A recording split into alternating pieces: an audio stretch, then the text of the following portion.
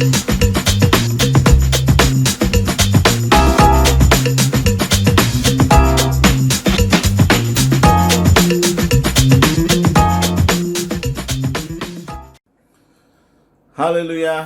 salam sejahtera, salam kasih dalam nama Tuhan kita Yesus Kristus kepada semua jemaat Tuhan dimanapun berada saat ini yang mendengar dan setia dalam mengikuti program Devotion from Nation ini. Terima kasih oleh anugerah Tuhan sekali lagi di pagi ini kita menikmati firman Tuhan ya, yang menjadi kekuatan kita saudaraku, di renungan kita yang memberkati hidup kita saudaraku, karena itulah kekuatan kita.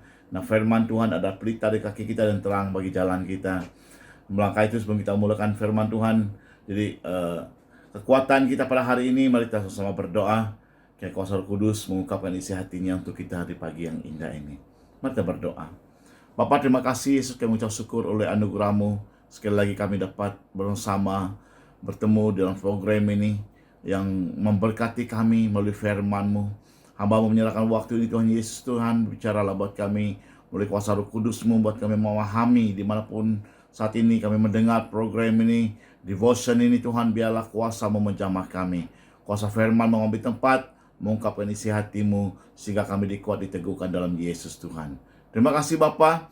Serahkan waktu dalam tangan kuasa-Mu dalam Yesus Tuhan, ucap syukur dan berdoa. Amin. Amin. Saudaraku yang kasih dalam nama Tuhan Yesus Kristus, menjadi satu renungan kita pada pagi ini. Tema saya adalah sederhana, menyentuh tentang iman yang teguh.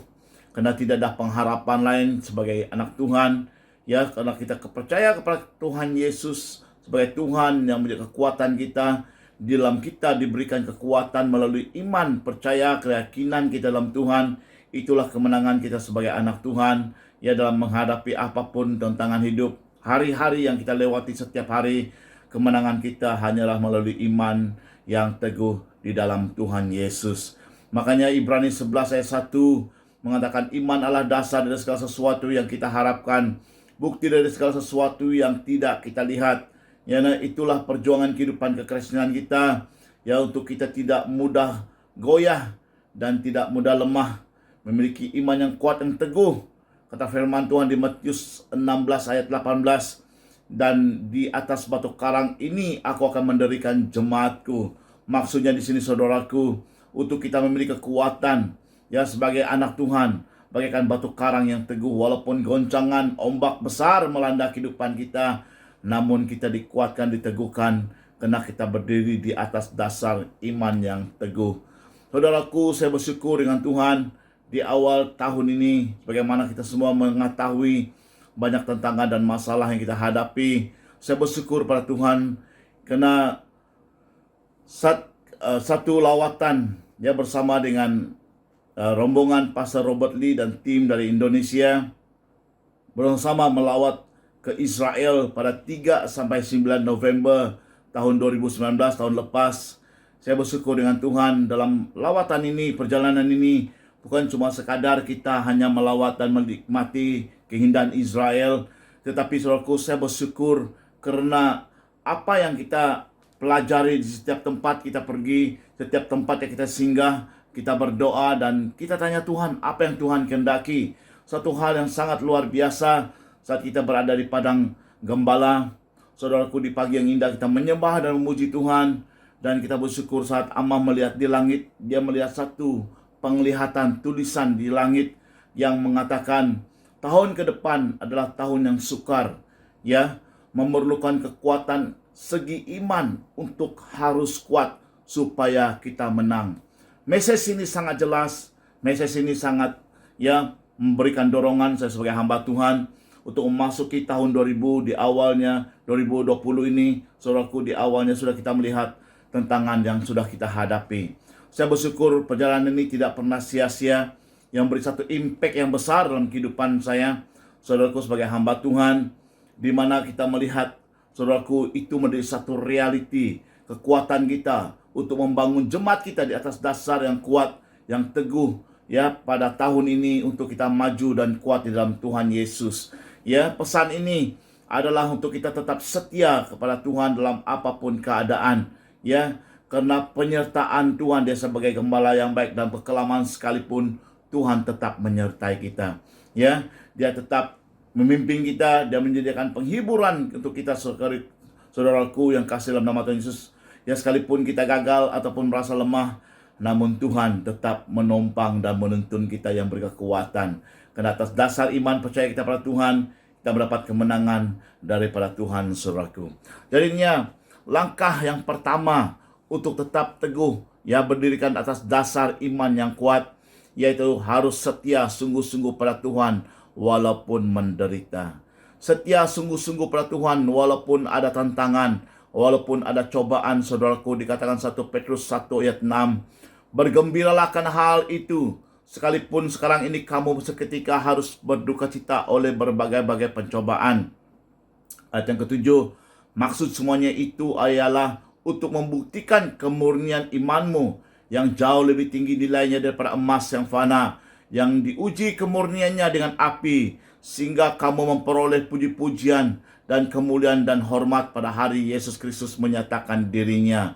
Saudaraku, untuk kita tetap setia, ya, sekalipun kita melewati duka cita, pencobaan, dikatakan 1 Petrus 1 ayat 6 harus sangat jelas bagi kita, bergembiralah, kata firman Tuhan, sekalipun kita, ya, seketika harus berduka cita oleh berbagai-bagai pencobaan. Karena kita tahu tujuan semuanya itu, saudaraku, seizinnya Tuhan dalam kehidupan kita, ada rancangan Tuhan yang luar biasa. Maksudnya semuanya supaya itu ialah untuk membuktikan iman kita dimurnikan, ya, iman kita diuji, untuk melihat kekuatan sejauh mana iman ataupun kekuatan kita dalam Tuhan. Ya, karena diuji untuk menjadikan satu emas yang murni, ya, dikatakan 1 Petrus 1 ayat 7 tadi. Dan sehingga kamu memperoleh puji-pujian dan kemuliaan dan kehormatan pada hari Kristus menyatakan dirinya. Ya, dalam kita mengalami hal-hal sedemikian, untuk kita tetap teguh dan berdiri, itulah dikatakan Yesus, kalau Tuhan datang kembali, adakah iman masih ada di bumi ini? Saudaraku, itulah dikatakan Ayub 4 ayat yang 5, Ayub 42 ayat yang kelima, hanya dari kata orang saja aku mendengar tentang engkau, tetapi sekarang mataku sendiri memandang engkau. Saat Ayub diuji, saudaraku, ya, dia bertahan tetap teguh dalam Tuhan, dalam imannya, dan dia melihat pertolongan Tuhan, kuasa Tuhan itu hebat. Ya, bukan cuma didengar oleh orang, dan dia sendiri mengalami apa kuasa Tuhan terjadi dalam kehidupan dia. Di Filipi 2 ayat 8, dalam segala keadaan sebagai manusia, ia Yesus, ya, telah merendahkan dirinya dan taat sampai mati, bahkan sampai mati di kayu salib. Dia sebagai Tuhan rela datang ke dunia ini untuk ada dan saya. Tujuannya, saudaraku, untuk menebuskan kita dari apapun dosa pencemaran kehidupan kita, saudaraku. Ya, itulah sebagai keadaan manusia, ia telah merendahkan dirinya. Dia taat, saudaraku. Walaupun dia mengalami satu tentangan yang paling hebat, harus mati untuk Anda dan saya, tapi dia taat dan setia melakukannya karena kasihnya kepada Anda dan saya. Itulah Kristus yang menjadi teladan bagi kita. Ya, kekuatan dalam menanggung segala sesuatu demi keselamatan Anda dan saya, saudaraku dalam Tuhan. Ya, itulah yang Tuhan Yesus buat. Ya, saat dia menanggung penderitaan Anda, dia tidak pernah komplain. Ya, dia tidak pernah minta apa-apa sebagai raja, saudaraku. Ya, walaupun dia berhak menerima. Ya, saat dia melakukannya tanpa bersungut, ya, tidak melakukannya dengan dia melakukan semuanya dengan berserah dan melunaskan semuanya dengan baik untuk Anda dan saya. Ya, karena itulah Tuhan telah menyediakan bagi kita menjadi satu teladan kekuatan, saudaraku. Sejauh mana kita harus mengorbankan kehidupan kita, kepercayaan kita pada Tuhan, untuk pegang teguh, tidak menyangkal Tuhan, tidak bersungut, tetap teguh mengikuti Tuhan sampai kita melihat kemenangan kita sebagai anak Tuhan. Ya, itulah yang terjadi. 2 Korintus 4 ayat 17 mengatakan, sebab penderitaan ringan yang sekarang ini mengerjakan bagi kami kemuliaan kekal yang melebihi segala-galanya, jauh lebih besar daripada penderitaan kami, saudaraku. Itulah dikatakan 2 Korintus pasal 4 ayat 17, karena apa yang kita lewati sekarang ini, yaitu penderitaan yang ringan, karena itu akan mengerjakan hal yang luar biasa. Setiap kita yang setia, yang tetap teguh, kuat, berdiri atas iman yang kuat, kita pasti menerima kehidupan kekal yang telah Tuhan sediakan bagi kita. Itulah kemenangan kita, itulah kekuatan kita untuk tetap teguh sebentar kita mengalami hal sedemikian, untuk tetap berdiri teguh dalam Tuhan, untuk menerima mahkota kemuliaan yang telah Tuhan sediakan bagi kita. Ya, saudaraku, itulah yang terjadi sebagai anak Tuhan yang kuat teguh dalam Tuhan. Ya, bukan cuma kita mengalami kuasa kebangkitan Tuhan, tetapi kita mau meningkatkan kehidupan kita dalam Tuhan tanpa menyangkal Tuhan. Pikul salib setiap hari, ya, bukan menjadi masalah yang besar untuk kita, tetapi karena kita tahu di depan kemenangan, keselamatan kita sebagai anak Tuhan yang telah Tuhan sediakan bagi kita, saudaraku. Jadi Filipi 3 ayat 13, saudara-saudara, aku sendiri tidak menganggap bahwa aku telah menangkapnya, tetapi ini yang kulakukan, aku melupakan apa yang telah di belakangku dan mengarahkan diri kepada apa yang di hadapanku. Ini yang Paulus buat, saudaraku, ya, saat dia meninggalkan segala apapun yang menjadi beban dia selama ini. Dia meninggalkan segala apapun yang menjadi kenyamanannya bagi selama ini, ya. Setelah dia melakukan semuanya untuk Kristus, dia berlomba untuk melakukan sesuatu, karena dia mengarahkan dirinya di depan, di garis akhir, mendapat sesuatu mahkota yang telah Tuhan sediakan bagi dia, saudaraku. Dan langkah kedua, jangan biarkan iman kita tidur. Ya, telah Tuhan berikan kekuatan rohnya pada kita sebagai anak Tuhan. Jangan biarkan iman kita tertidur. Itu langkah yang kedua. Dikatakan Matius 8 ayat 23, lalu Yesus naik ke dalam perahu dan murid-muridnya pun mengikutinya. Sekonyong-konyong mengamuklah angin ribut di danau itu, sehingga perahu itu ditimbus gelombang, tetapi Yesus tertidur. Ayat 5, maka datanglah murid-muridnya membangunkan dia, katanya, Tuhan, tolonglah kita binasa.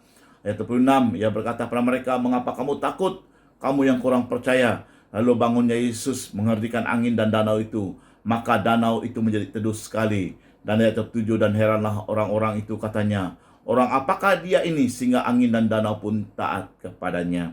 Saudaraku, kadang-kadang, ya, dalam kehidupan kita harus kita tetap berjaga-jaga dan kuat di dalam Tuhan. Jangan izinkan kita santai, iman kita santai. Jangan izinkan iman kita mandul. Jangan kita mengizinkan, ya, saudaraku, kenyamanan menguasai sehingga kita tidak bangkit dalam Tuhan. Ya, apa yang terjadi dalam cerita Matius 8 ayat 3 sampai 27 ini, ya, Yesus tahu sebenarnya apa yang terjadi. Yesus mengenal apa yang terjadi. Ya, saat angin itu mengamuk ataupun angin badai terjadi terhadap mereka, ya, Yesus sedang tidur, saudaraku. Ya, untuk memiliki iman yang kuat, yang dewasa, jangan izinkan iman kita tertidur. Ya, makanya gerakan Tuhan melalui doa kita. Gerakan Tuhan, andalkan Tuhan dalam apapun situasi Anda, saudaraku. Ya, percaya dan arahkan hati kepada Anda, pada Tuhan. Ya, milikilah kekuatan yang iman yang kuat untuk kita melihat tangan kuasa Tuhan yang luar biasa dalam kehidupan kita sebagai anak Tuhan.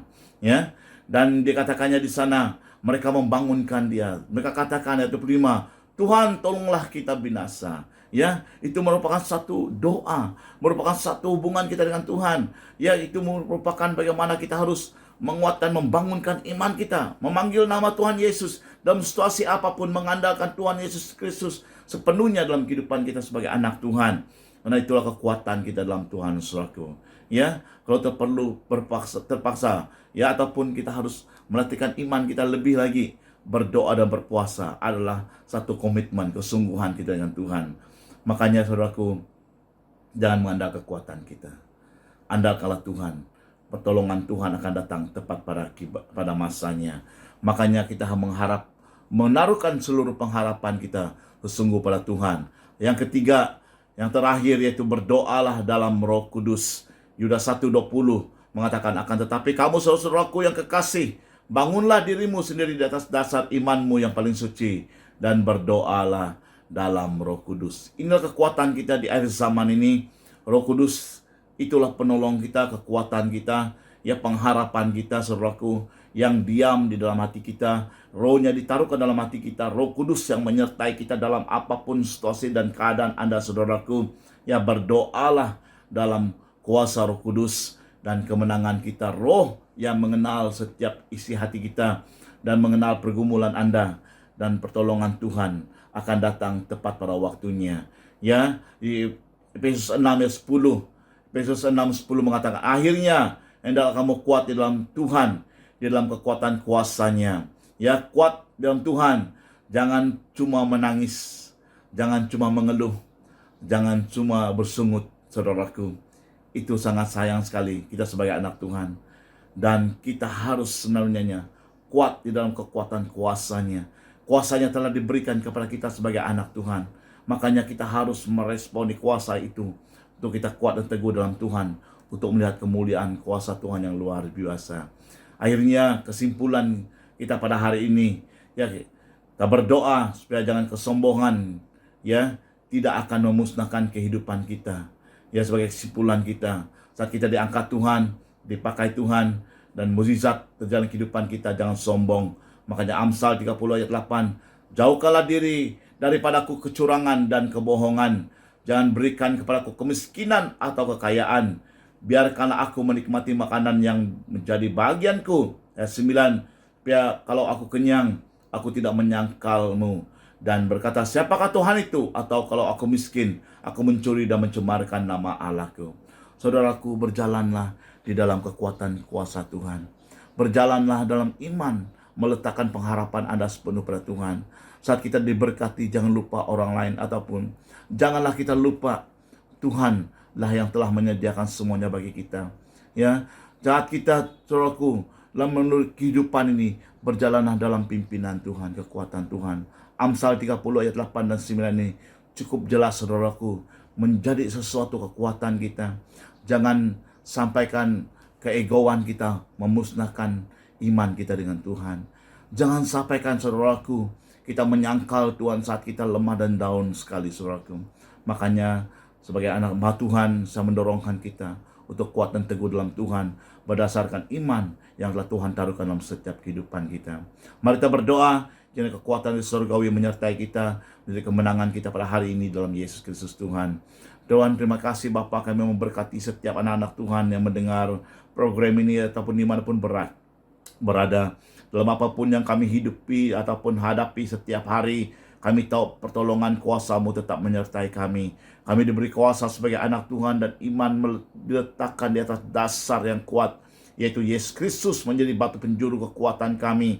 Saat apapun badai datang melanda kehidupan kami, namun kami tetap teguh dalam Yesus Tuhan. Hamba berdoa dimanapun para hamba Tuhan, jemaat Tuhan, gereja-gereja Tuhan di Indonesia, dimanapun di Filipina dan di Amerika, dan dimanapun seluruhannya Tuhan Yesus Tuhan, kami mau berdoa biar kami tetap berdiri teguh di atas dasar iman, kekuatan, kepercayaan kami pada Kristus.